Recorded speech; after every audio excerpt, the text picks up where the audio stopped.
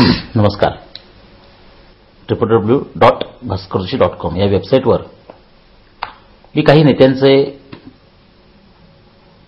Psychosomatic जीवदैहिक विश्लेषण देणार आहे. या निमित्ताने मला एक गोष्ट सांगायची की 92च्या दिवाळी स्वामीजींनी शरद पवारांच्या वेव्हलेंथवरून त्यांच्याबद्दलचं एक विश्लेषण मांडलं होतं. आता हे विश्लेषण मी अनेक वेळा वाचलेलं आहे, पाहिलेलं आहे, त्याचा विचार केलेला आहे. परंतु आता जवळजवळ 17 वर्षानंतर मला थोडेसे त्याचे काही अर्थ उलगडत आहेत असं मला वाटतं. आणि या आधारावर मी जे राजकीय नेते आहेत प्रमुख त्यांना या प्रकारचं सायकोसोमॅटिक विश्लेषण उपलब्ध करून देण्याचा एक प्रयत्न करतोय. तर इथे आपल्या माहितीसाठी या विषयामध्ये मी थोडीफार स्वामीजींच्या विश्लेषणाची माहिती देतोय. स्वामीजींनी इथे स्वभाव याच्यामध्ये पवारांचं विश्लेषण केलं होतं. बेफिकीर, निधडा, दीर्घद्वेषी, चेतक, धोरणी, उदार, अंतर्बाह्य नास्तिक, मध्यस्तिक. भाग्य ह्या कॉलममध्ये या विषयात त्यांनी म्हटलं होतं. त्यांचा पूर्वार्ध सुमार आहे, मधला अत्यंत भाग्यवान, अखेरचा काळजी न घेतल्यास चिंताजनक, स्फोटप्रवण. षडविकार या विषयात स्वामीजींनी म्हटलं होतं. शरद पवार षडविकारानंतर निर्भय, रजोगुणी, कामस्फोटक, मत्सर परावर्ती, परग्राही, आव्हान स्वीकारणारा, औदार्य पिपासू, मायागुणी. रसविलास, वीर, हास्य, शृंगारप्रधान, शरीरगुण, उत्तरकाली तरळ, चंचल, माध्यान्ही स्थिर खंबीर, कृष्ण तेजविलासी, स्नेहवर्धक, बिल्वप्रवाही, बाह्यमंद, अंतर्तीक्ष्ण, आसमंत, संशयघातक, लघुतरंग, अनुकूल. यशतरा, तरल रेषेवर अस्थिर, एकाक्षत्री अत्युच्च तेव्हा अन्य अवगामी. Reciprocal law of compensation, operative in time. कालविचार, प्रारंभ मध्यम, माध्यान्ह अत्युच्च, अपरांत अस्थिर. चिंता दिशा, आप्त, तथाकथित अपघात, कालविसंगत, अपेक्षाघात. प्रयत्न दिशा, शॉर्ट वेव्हलेंथवर एकाग्रता, लॉंग वेव्हलेंथवर बाह्य अनुकूलतेचे प्रयत्न. वेव्हलेंथ भाषा, मीडियम लॉंग वेव्हलेंथ चेतने अनुकूल, मीडियम प्रतिकूल.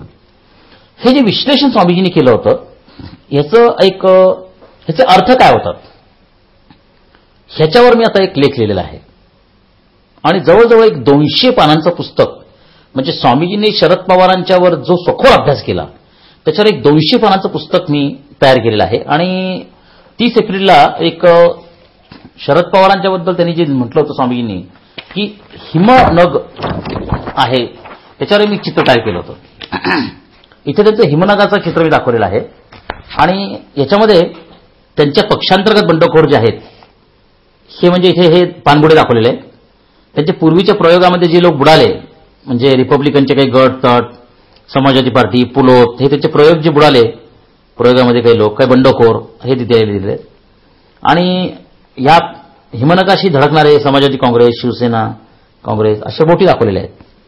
तर हिमनगाचं वैशिष्ट्य काय असतं की तो जेवढा पाण्यावर दिसतो ना त्याच्या कित्येक पटीने तो खाली असतो. तर शरद पवारांच्या व्यक्तिमत्वाबद्दल स्वामीजींनी जे म्हटलं होतं की ते हिमनगासारखे आहेत त्यांचं व्यक्तिमत्व. आणि शरद पवारांच्याबद्दल माझं स्वतःचं एक थोडंसं वेगळं म्हणण्यापेक्षा विश्लेषण पुढचं असं आहे की योगिक शक्ती किंवा विशेष शक्ती असणारी व्यक्ती आहे. त्याच्या शक्तीचा पुरेसा उपयोग महाराष्ट्रातील देशांनी त्यांच्या पक्षांनी करून घेतला असं मला वाटत नाही. म्हणजे मला फार मनापासून वाटतं की शरद पवार पंतप्रधान व्हायला पाहिजे होते आणि होऊ शकतात. पण स्वामीजी म्हटल्यावर कालविसंगत अपेक्षाघात, म्हणजे 2दा त्यांनी घाई केली असं स्वामीजींचं म्हणणं आहे. 91 साली आणि नंतर 91 साली. तर शरद पवारने थोडी घाई टाळली असती तर ते पंतप्रधान होऊ शकले असते. आणि मग अमेरिकेने जे राजकारण केलं तर अमेरिकेला ते प्रेमाने वळू शकले असते आणि अमेरिकेशी त्यांनी सन्मानाने तडजोड केली असती. आपण आता जे अमेरिकन धार्जिनं धोरण ठेवलंय त्याला शरद पवारांनी बराचसा आवर घातला असता आणि एक फार मोठं देशाच्या हिताचं राजकारण त्यांनी केलं असतं. तुम्हाला आश्चर्य वाटेल, स्वामीजींनी शरद पवारांच्याबद्दल जी भाकितं दिली आहे 1993 दिनांकात ती तंतोतंत खरी ठरलेली आहे. त्याचं पण विश्लेषण मी वेबसाईटवर दिलेलं आहे. आणि त्याच्यानंतर शरद पवारांच्याबद्दल आणखी एक गोष्ट म्हणजे त्यांना जी संकट आली, त्यांच्यावरच्या केसेस झाल्या, अपघात झाले, त्यांचे बंधू वारले, त्याच्यानंतर त्यांच्या बदनामीच्या गोष्टी झाल्या. तर ह्या सगळ्यांच्या तारखावाईज डिटेल्स मी इंटरनेटवरून शोधून काढल्या आणि त्याचं विश्लेषण केलं की प्रत्येक वेळेस संकट कसं येतं. त्यांना सुख आलं की संकट, म्हणजे बीसीसीआयचं पद आलं की आयसीसीचं पद मिळालं नाही, अपघात ते हेलिकॉप्टरच्या ह्याच्यातून वाचले, मग असे अनेक प्रकारच्या. तर त्याचे तक्ते तयार केले मी. म्हणजे स्वामीजींनी जो अभ्यास 1985 ते 93च्या काळात जो मांडला होता तो 1993 नंतरचा डेटा मी गोळा करून तो 2007 पर्यंत 8 पर्यंत 9 पर्यंत आणला. अशा पद्धतीने शरद पवारांच्या बद्दलचं एक पूर्ण विश्लेषण करून 200 ते 250 पानांचं एक पुस्तक मी तयार केलेलं आहे. त्या पुस्तकाचं नाव आहे the mind of a person and wavelength of a leader. The mind of a person and wavelength of leader असं शरद पवारांच्या वरती ते पूर्ण इंग्लिशमध्ये पुस्तक आहे. 98 मध्ये मी त्यांच्यावर एक लेख लिहिला होता, शरद पवार पंतप्रधान होणारच, आणि त्याच्यानंतर काही लेख लिहिले होते ते त्यात इन्क्लूड केलेले, पण संपूर्ण इंग्रजीमधलं लिखाण आहे आणि त्यात पूर्ण डेटाबेस स्टडी आहे. म्हणजे त्यांच्या जन्मतारखेपासून त्यांचे बायोरिदम्स, त्यांचे ल्युनार इफेक्ट्स, त्यांच्यावर झालेले राजकीय परिणाम, त्याच्यानंतर मुंबई बॉम्बस्फोट, आत्ताचा झालेला बॉम्बस्फोट, त्याच्यावर झालेले आरोप प्रत्यारोप, त्यांची झालेली बदनामी, मत्सराचे परिणाम, त्याच्यानंतर त्यांच्या नातेवाईकांवर होणारे परिणाम, हे सगळ्यांचा एक विश्लेषणाचा अभ्यास केला आहे. मला असं वाटतं की महाराष्ट्राचं राजकारण आणि महाराष्ट्राचं भविष्य हे समजून घेताना शरद पवारांचा अभ्यास करणं अत्यंत आवश्यक आहे. एक महान नेता जो फार उंचीवर ह्या महाराष्ट्राला नेऊ शकला असता, नेऊ शकेल. आणि मला असं वाटतं की एक चांगली गोष्ट आठवते की स्वामीजी सांगितलं की त्यांच्यासाठी म्हणजे स्वामीजींनी प्रार्थना नेत्यासाठी करणाऱ्यांची सूची तयार केली होती. त्यावेळेस म्हणजे सगळ्यात जास्ती प्रार्थना करणाऱ्यांची इच्छा शरद पवारांसाठी लोकांनी व्यक्त केली होती. परत आम्ही 40 ठिकाणी महाराष्ट्रात प्रार्थना पण केली होती स्वामीजींनी सगळ्या पक्षासाठी, पण त्यात शरद पवारांसाठी पण केली होती.